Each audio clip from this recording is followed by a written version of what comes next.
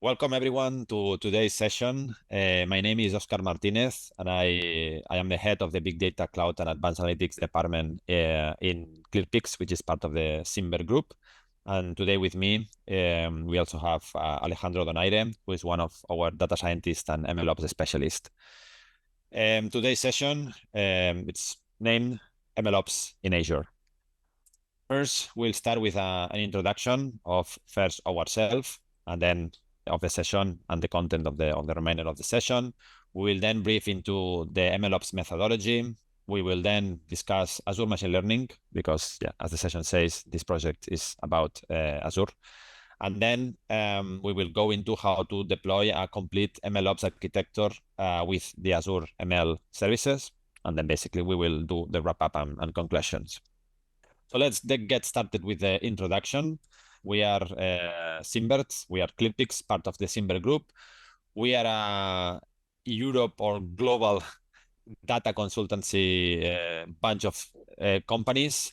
We can be your BI partner, your AI partner, your big data partner, everything around data we can help you with. Within the broad portfolio of services that we offer to our customers, today we are focusing on our AI services, okay? And within our AI services, we go from discovery and strategy packages where we can help our customers that are starting or they are in the middle or the earlier phases of their AI journey to basically support and guide in how to execute this journey in the best manner.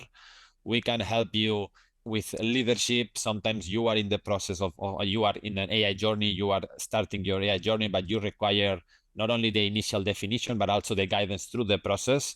And also very important and main reason why AI sometimes fails, lack of adoption, lack of sponsorship, no? So we can help you bridging the, let's say, citizen data scientists with the management and executive that will allow and basically ensure that everyone gets what it's expected. Of course, we can also help you in the end-to-end implementation of actual AI use cases. We have experience in a variety of domains. So we can help you in many different AI use cases, from NLP to LLMs, which are the hot thing now, and classic ML projects, computer vision, you name it. Okay, we can help you there. Something that is quite common is to basically automate certain business processes through AI. That's something that we can also help. And let's say the flagship nowadays, no, the Gen AI. Everyone want to do Gen AI, and everyone want to do LLM-based applications, RAGs, and all this we have been doing for a couple of years already with various customers. So we can help you with your Gen AI integrations, with Gen AI customizations, building your own chatbots, your own applications that rely on LLMs. And last but not least, and today's focus, we can help you basically productionalizing ML. Okay, we have a battle-proven MLOps methodology, which we have applied in different technology stacks, so we can help you there. Okay. As I said, we have applied the MLOps methodology and the best practices on multiple stacks. I list the various stacks that we can work with. But today we're going to focus on Azure. We're going to focus on how an ML project can be done in a productional way in Azure. Okay. So because when you start with an ML project, getting the first model working is just what we could say a prerequisite, right? It's the very, very first step, no? And then basically it's when things get interesting. So now I'm going to hand it over to Alejandro, which will basically explain the rest of the session, and I will be back with you at the end. Okay, so thank you, Oscar. And I would like to begin with this sentence, which is that deployment is just the first step. Because after deployment, there's still a lot of work to do. Because once deployed, models, for one reason or another, need to be frequently updated. So maybe there are higher accuracy standards, or maybe there's more data available and we want to retrain the model. Or even worse, maybe production data is shifting from training data. All of this, if not handled properly, usually makes ML projects fail. And well, because when working with real use cases. There are many, we're working with many models. We are working with many data sets. A lot of information and scripts are being generated. So there's a lot of complexity and hidden technical debt. And even if we kind of manage all of these models and data sets more or less, there's still many repetitive tasks and inefficiencies, which is that every time we want to update the model, we need to retrain, retest it, and redeploy it. And well, I've been here myself with infinitely long notebooks, not really knowing which model was the best, saving the data in plain folders. And so it really was slow and painful. And it didn't really quite allow me to focus on ML. And it's clear that we need some methodology that allows to go from these unreliable and inefficient setups to a more robust and efficient systems. And this brings me to the second section, which is the MLOps methodology. Because as you might have guessed, this sustainable methodology is MLOps, and MLOps stands for Machine Learning Operations. It is this set of best practices, concepts, and tools that can be thought to be tailored to automating the lifecycle of machine learnings, so tailored to dealing with all of these needs presented earlier. And MLOps actually expands on DevOps because sustainability in software engineering has been here for a long time. But now with machine learning, we need slightly different ways of thinking about this. Because one of the key differences is that in traditional software, code and data are separate, while in machine learning software, they should go together. And together they produce different artifacts like weights or also metrics. And broadly, it can be seen as this intersection of machine learning, DevOps, and also data engineering. And one of the key practices that it promotes and that is also shared with DevOps is the creation of these CI and CD pipelines, which stand for continuous integration and continuous deployment. The first one would automatically build a new model, and the second one would automatically deploy it. Other important and unique concepts of MLOps include, for example, the model registry to keep all the created models in a single place, easily accessible and readily deployable. And also this data versioning that allows to keep a full picture of all the data that is being used and that has been used. Also, we have this machine learning metadata store, which is also this centralized place, but in this case for the ML metadata. So now we can also map these sustainable machine learning needs to these MLOps concepts. So for example, to massively explore new models and finding solutions, we'd use these CI pipelines. And to quickly adapt to any solution, once we find one that we like and redeploy it, we'd use these CD pipelines. Also, to do all of this in a controlled way, keeping track of the important information, we would use the small registry, version of the data, metadata stores, and so on. Good. Also, to identify changes, we use this modular component of which we'll see an example just now. So there's a growing ecosystem of tools, tools that are being created to ease the process of implementing MLOps. Because as we've seen, there are many concepts, some of them quite complex. So these tools can help us. It's worth mentioning that some of these are free, while others are commercial, and some of them are open source, while others are not. Today, we'll be focusing on Azure, of course, but also Azure DevOps, which is a tool specialized for creating CI/CD pipelines, GitHub, and MLflow, which is a key tool to keep track of all the ML metadata. So let's now an overview of Azure Machine Learning and why it's relevant and why it's useful for MLOps. So here's a screenshot of the UI of Azure ML. And from the extensive usage of different platforms for MLOps here at ClearPeaks, I can say that Azure is quite mature. It has this extensive and nice array of tools tailored to machine learning and data science, and also offers nice features such as easily deploying models with managed endpoints, and also scaling resources is quite straightforward. In particular, some of the tools that we'll be using today and available in Azure ML are data assets and data stores to version the data, compute, of course, components and pipelines to create these automated workflows, manage endpoints to deploy, or dataset monitors, which will be useful to keep an eye on the data. Also, we have this small registry and jobs and schedules. So now we can actually map as well these tools to extend this table to the different MLOps concepts and sustainable machine learning needs. So to massively deploy new models would use the pipelines and components to quickly adapt to new models and redeploy these managed endpoints, and to do all of this in a controlled way, the data assets, small registry, and so on. To identify changes, the node job component is this dataset monitor, as well as the scheduler, so we can periodically execute it. As I said before, we will also be working with 3 more tools, which is GitHub to version the code as well, Azure DevOps, which as I said is to create CI and CD pipelines, and also to keep track of all the ML metadata.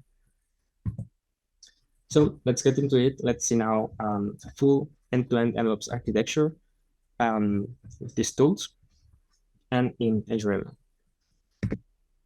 So here's an overview of the architecture design. And the first thing that we can see is that this pipeline goes from a notification in the code to a completely deployed and ready to use model. This pipeline has been created in Azure DevOps, and essentially 4 main steps have been defined. The first one installs the dependencies, and the second one is actually a sub-pipeline in Azure ML that encapsulates all of the machine learning steps. This step includes training the model, testing the model, and getting all of these important metrics once it's executed. Yeah. With these metrics, we can then retrieve them and compare them to the model in production. And if they are better, we can then deploy the model with this 4th and last step. Also important ML information, such as parameters, metrics, plots, and so on, is saved and registered in a centralized place with MLOps. A couple more things that are interesting of this design is that the CI and CD pipelines are actually fused together. So there's no manual integration. We build and deploy the model all in a single place. And also the pipeline is triggered when a notification in the code is detected, when a notification in the repository is detected. So keeping things even more automated. Another important thing is also this data detection job here to the right, which essentially is taking care of how the production data is looking like. And if it's looking too different from the training data, then we can be alerted and decide to retrain the model. If we want to get a little bit more into the weeds of this implementation, we see that these 3 tools, GitHub, Azure ML, and DevOps, actually have to be connected. But fortunately, this is easy thanks to these Azure DevOps dedicated tab to these connections. As I said before, the second step, which is the Azure ML pipeline, is actually a sub-pipeline, which goes from feature selection, feature engineering, to training and testing. So all the main ML steps are here. It has been created with Azure ML components and pipelines. During this sub-pipeline, we're making extensive usage of MLflow to keep track of a lot of important information. We are logging the model, of course, but also the hyperparameters, metrics, and plots, if any have been created, and also the normalization and imputation models in case our model has them. All this information is kept in these encapsulated ML flow runs, which are a nice way to keep all the information from a single one, from a single execution in a single place. If we want to keep things a bit more tidy, we can organize these runs in ML flow experiments. And to compare the models, we could do this in a very complex way, but also in a very simple way, like this one. So for example, we can retrieve all the metrics using MLflow and compare the metrics from the production model to the newly created model. And if all of them are better, then the model can be deployed. So at the end, the objective is to collaborate using GitHub and then modify the source code to create new model versions. To actually see how these changes affect the model performance, we have to push the changes to the code repository to automatically trigger the pipeline and end up with a new model with new metrics and more information. If the new model is better, it will be deployed. Otherwise, we can go back to Azure ML, check the important metrics, and analyze what we have to change to improve. Also, we can be attentive to what the productional data is looking like with this data source detection job being executed periodically. So now let's see some actual screenshots or some relevant screenshots that show how all of this looks like implemented in the Azure ML UI. So what we're seeing here, for example, is these data assets that allow us to version the data, to keep the data organized, and to really know what we are actually using. We also have an example of successful execution in DevOps that we can inspect if anything goes wrong. Also, the second step, which is the sub pipeline in Azure ML. Here we're seeing how it looks like in the Azure UI, but of course we have done this programmatically. A nice aspect of this sub pipeline in Azure ML that keeps for the main ML steps together is that it's quite modular. It's made up of these components that form a pipeline. And this way, it is much easier to debug and also to detect improvements. An example of these components, of how these components look like, is this one. And these components are actually versionable, so we can create different versions, slightly modified, and they can also be reused. So it's a nice way not to create the same function array again, not to create the same scripts again, and keep them in many different projects at the same time. Also, we have this model list, which is actually a model repository. And as we can see, we have all of the models that have been created in a single place, version. And if we were to click on one of these models, we'll see more information, like the parameters that have been used to train the model or the resulting metrics. So it's a really nice place to keep them all together. And also, they are really deployable. Another interesting thing is that is this built-in feature, which is the data drift detector. And here we're seeing some of its outputs. For example, we can see this distribution comparison that is comparing the distributions of a single feature in the production dataset versus the training dataset. Also, we can see this big number, which is the so-called drift magnitude, which in this case is this 52%. And this is actually the result of a closed source machine learning model from Microsoft, but still, I think it's a great way to get at a glance some insights about how the production data is looking like right now, and if it's too different from the training data. We can also configure email alerts for this error drift detector, and in case some drift is detected, an email will be automatically sent to us, and so we can, as soon as possible, take control over this and retrain the model if necessary, for example. So that's it. Let's conclude now with some final thoughts. And I think the main three takeaways from this video is that MLOps is necessary for taking ML to production, because at some point the systems become complex and there's a lot of information of models that we need to keep track of, and MLOps is a great methodology to handle all of this. Also, Microsoft Azure, I think it's a great place to get started with MLOps, because it provides this wide array of interesting features that make the implementation of this methodology much easier. And also, well, MLOps is a vast topic, so there are many ways to do it. Today, we have only seen the core of this methodology, and of course, for other use cases, would also take into account the budget, the familiarity with the tools, and many other preferences. So we can tweak and adapt the MLOps architecture. So that's all for me. Thanks for listening, and back to you, Oscar. Okay, thanks, Alejandro. That was very good and interesting. I hope this content helps all our watchers and viewers. Like we mentioned, this is one of the services that we offer, MLOps, productionalization of AI, in this case in Azure. But if you require similar services in other stacks, we can also help you there. We're going to be publishing a bunch of articles related to MLOps in Azure and also other stacks, so stay tuned to that.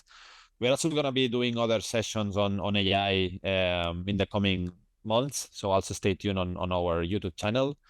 And again, if you're in a journey with AI and require help in any of the different services that I mentioned, or the areas or aspects that I mentioned in the beginning of the session, don't hesitate to reach to us, and we'll be happy to help you. Take care and have a fine rest of the day.